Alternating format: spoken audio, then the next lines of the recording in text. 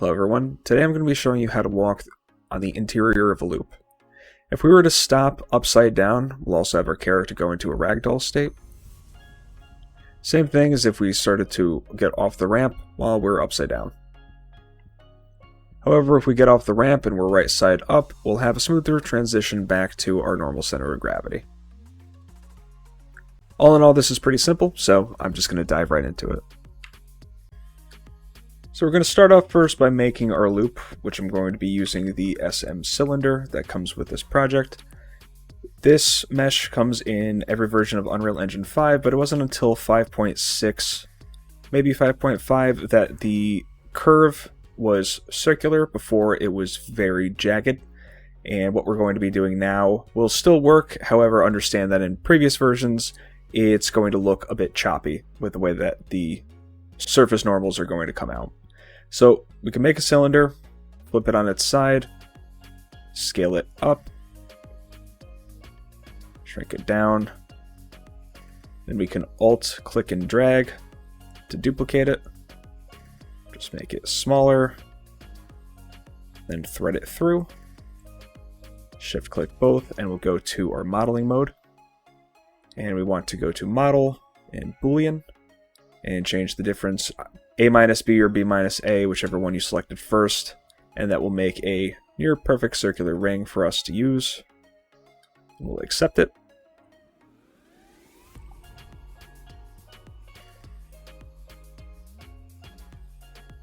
So when we do it this way, what happens is if we run through, we can't because it's a full object. So we'll highlight that. We'll double click on the static mesh that it made, which is this Boolean followed by random numbers.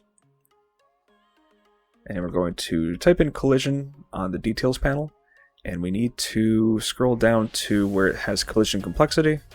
And we're going to change it to use complex collisions as simple.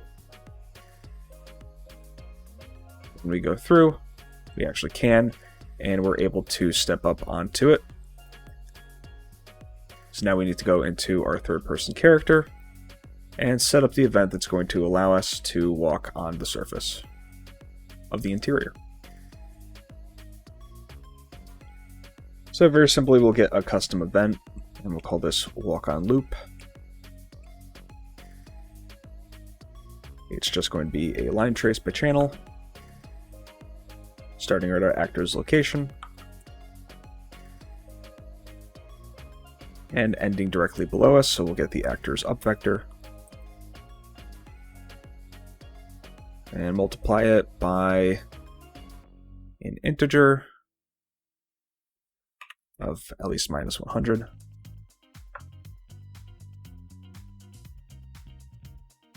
That will be our end position. And then we'll get a branch. We'll break the out hit. And what this is going to do is, if this trace hits an object, we're going to set the gravity direction to the opposite of our floor normal. The normal, of course, being the vector that the face of an object is pointing away from. So we'll take the normal and multiply it by -1. So then we're going to be going in the direction of the surface. And we want to set the gravity direction.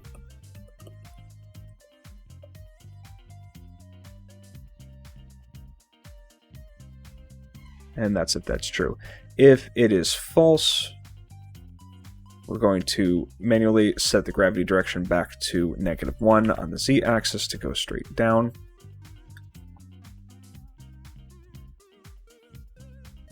And for right now, we'll put this on event tick. I'll show you how to put that onto a timer a little bit later. So we walk on the loop, and we're able to kind of walk on the surface. And when we walk off, we switch back to our normal upright position. And to increase the size of this loop,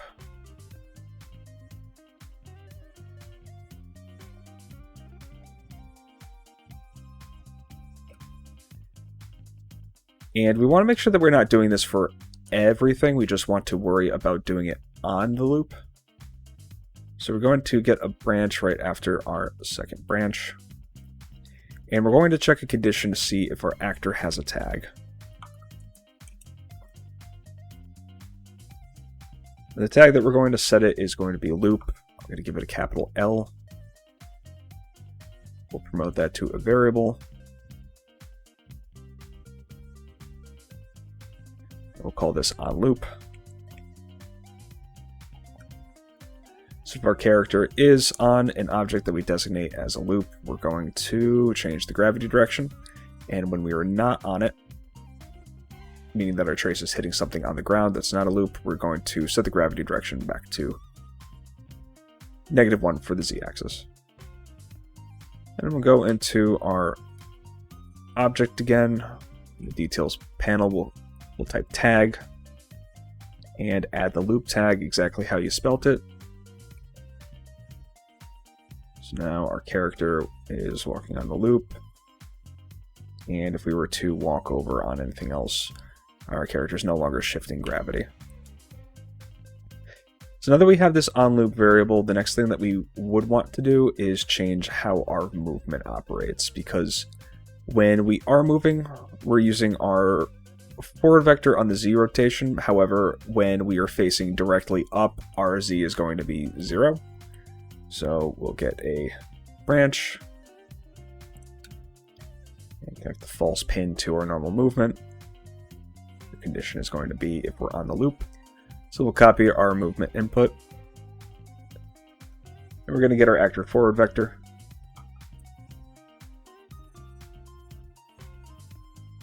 Rather than using our control rotation, that's going to be on the y-axis. Then we'll copy this over.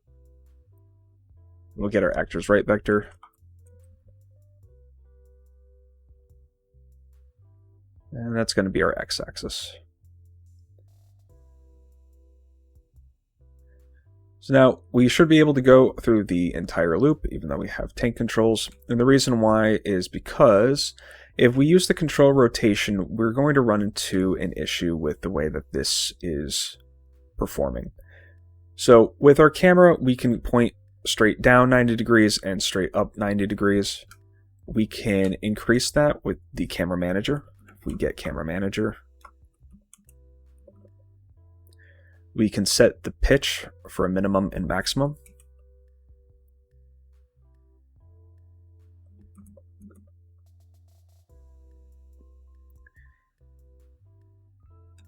And logically you think, okay, if we go up to 360 degrees, there's no difference functionally between 361 degrees and 1 degree for rotation. But that's not how the camera manager will work. So if we set this maximum and minimum to be the same value, it's going to cause the camera to freak out a bit. And we're not able to move it anymore. If we were to set this to be 360 and 0, it effectively does the same thing. So when we want to set the view pitch min, we can set it to -179 and the max to 180. But when it gets to somewhere between -179 and -180, because they see this as the same, what's going to happen is that when we walk upside down and we try to move the camera, it twists out of the way. This is called a gimbal lock, and this exists basically as a limitation of using 3-vector math. The only way around it is to go into the engine and program this with quaternion values, which is the same as 3 vectors, but it's actually 4 values. I'll leave a link in the description for you if you want to go through doing that, but that's not going to be within the purview of this tutorial. I'm just letting you know that's the reason why we have tank controls. So to clean this up, I'm going to add a custom event. And we're just going to call this adjust camera. We don't need to do this on every single tick, so we'll just do a do once. And adjust the camera. And we can reset this if we go off the loop.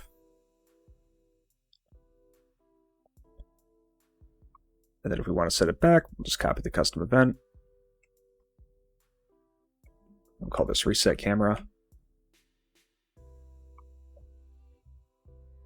We'll set that back to the defaults of -90, and 90, and call it at the end of our gravity direction before the reset.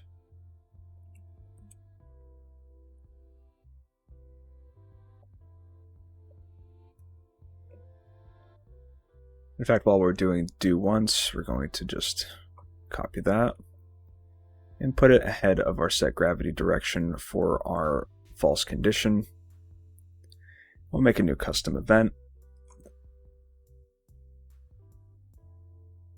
We'll call it off loop reset. And connect that to the reset. And off of our adjust camera,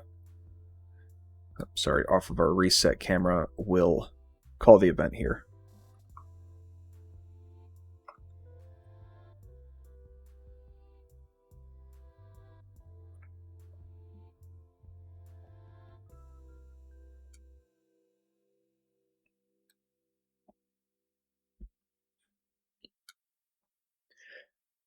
So now we can click on our third person character. We're going to go to our animation class and into the event graph. So we have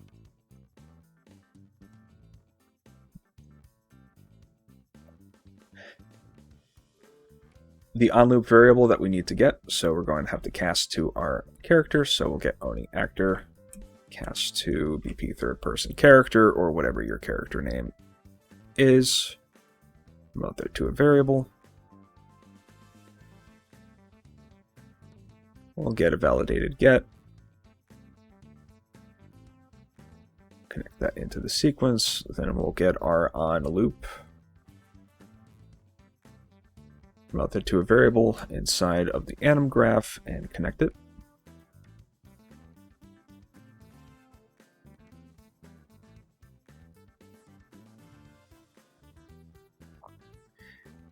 And we're going to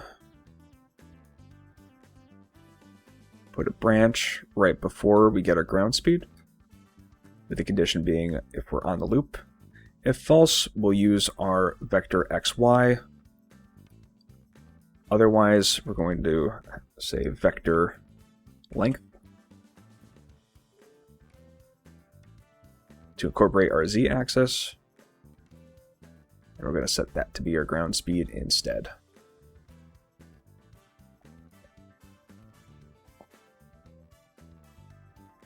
Now when we walk, we have our character able to not slow down when we reach that middle section. We can see that there's still some twisting that's going on with the character. And that's because for this next part, when we calculate the direction, instead what we'll do for the direction, because we don't want this to function if we are on the loop, we're going to select a float.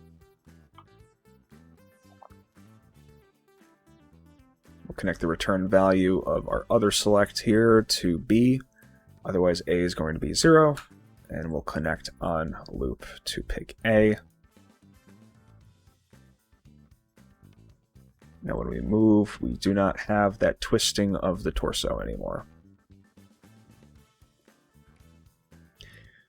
So let's add a ragdoll feature here. So then if we stop and we're above halfway, our character will just fall to the ground. So we're going to make a custom event and call it ragdoll.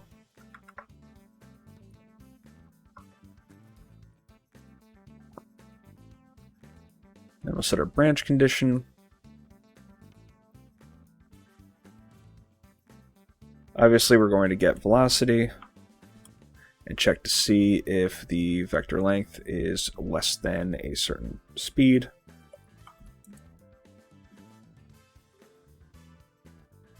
We'll say if it's less than 100. And we'll get an AND bool. We need a way to determine the direction that our character is facing. So we are changing our up vector to match the direction of gravity. So we'll get the actor's up vector. And we're going to get a dot product. And we'll compare the difference between this and 1, so the inverse of gravity. So if our character is upside down, we're going to fall. And we'll just get a less than, and we can keep it at 0. If you want to see what this looks like, you can just plug this into a print and you can see the dot product values. Aside from that, we're going to take the actor's mesh and we're going to set simulate physics.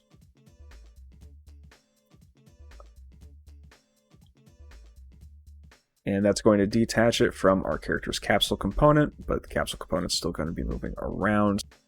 So we'll want to set collision none, or set collision enabled to none, and then we're going to stop the movement of our character by setting the movement mode to none.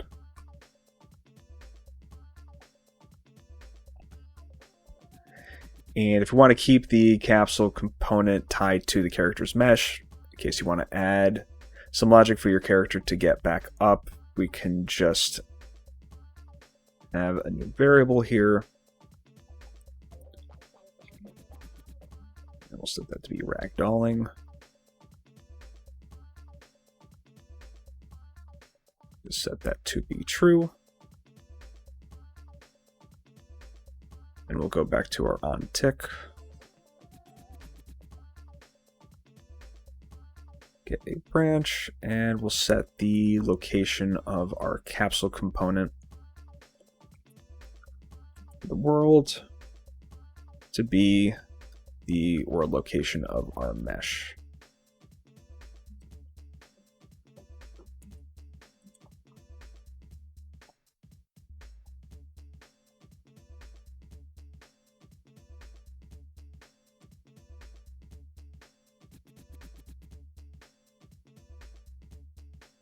Then we'll take our ragdoll and we'll do this. We'll do this right before we set the gravity direction.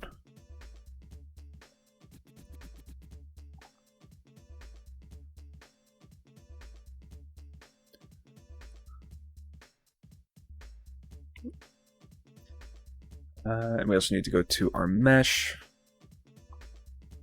Go to collision, and we need to change the collision presets from character mesh to physics actor. Otherwise, it's just going to stay still like that. And now our character now flops to the ground.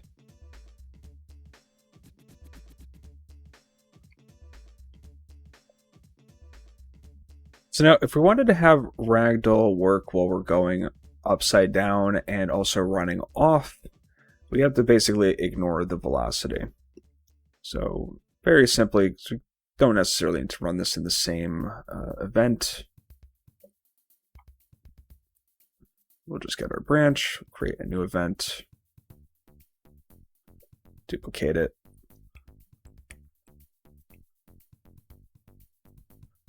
We'll call it run off upside down. And we'll do the same thing. And we're going to connect it specifically for when our trace misses.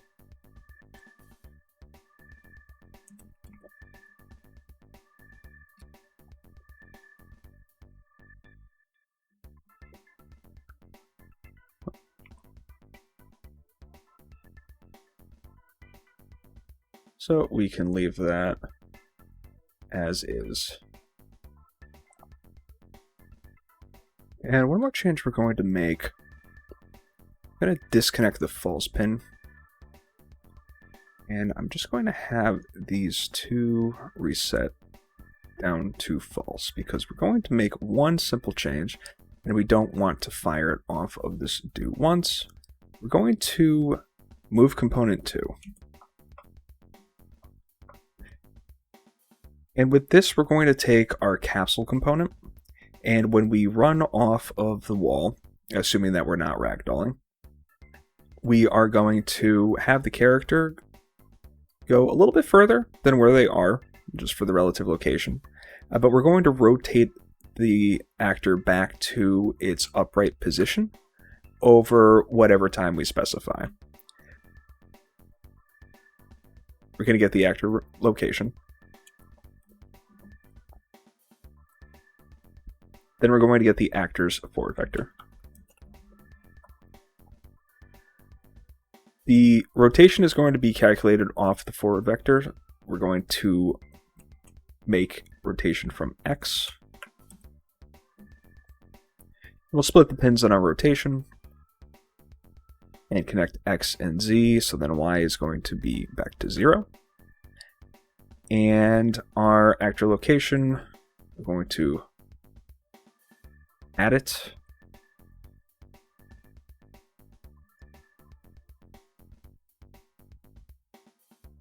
To the product of our forward vector and some distance ahead of us, we'll say 100.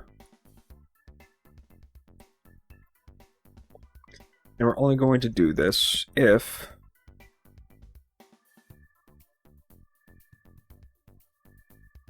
our on loop is true. So to get this working, we'll disconnect it and move it over to the right just a bit. We're going to unplug our reset camera, and we'll be plugging that in when we move this off of on tick to our timer right after this. So off of our set gravity, we'll get a sequence. One pin of the sequence needs to go to reset. The other pin will go directly to our branch. And the reason why we need to disconnect this is because when we call reset camera, we're also doing the off loop reset. When we do that, we could be hitting it again, causing us to reset the gravity, causing us to go through and continuing on our movement when we don't want to keep moving. So we're going to go to our event tick.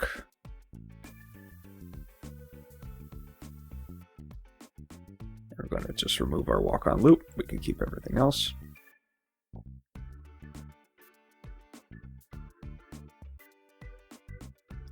And on our move, we're going to set a timer by event.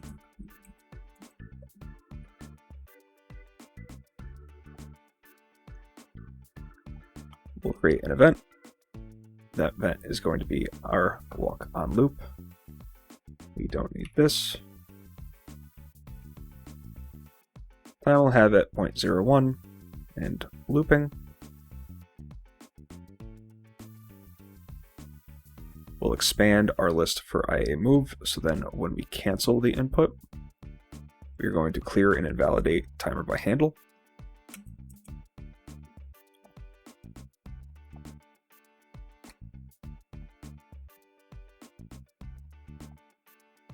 We're also going to put a short delay here.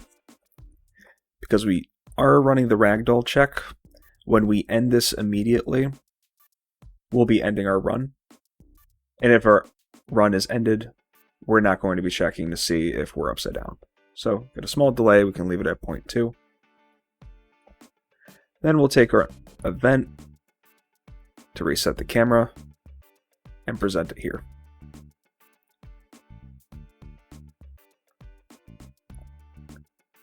And we'll get a branch right before our timer.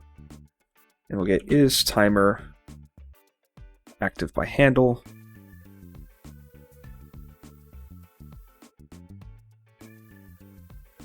We'll just promote this to a variable.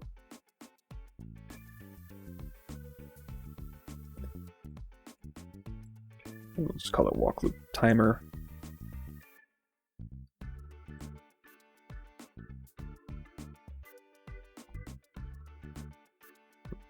Sorry, we need to change that to false, then it's not running, then we don't need to worry about it. So now we do upside down, we go, and now we have a smoother transition from when we try to go off. And if we go upside down, and we could still do cartwheels. One tiny caveat is depending on how you put the loop into your level, it may actually turn out that this is returning false, where it should be returning true. So if that's the case, when we step onto a ramp, we will have already locked the off loop reset. The simplest way to resolve that is just to take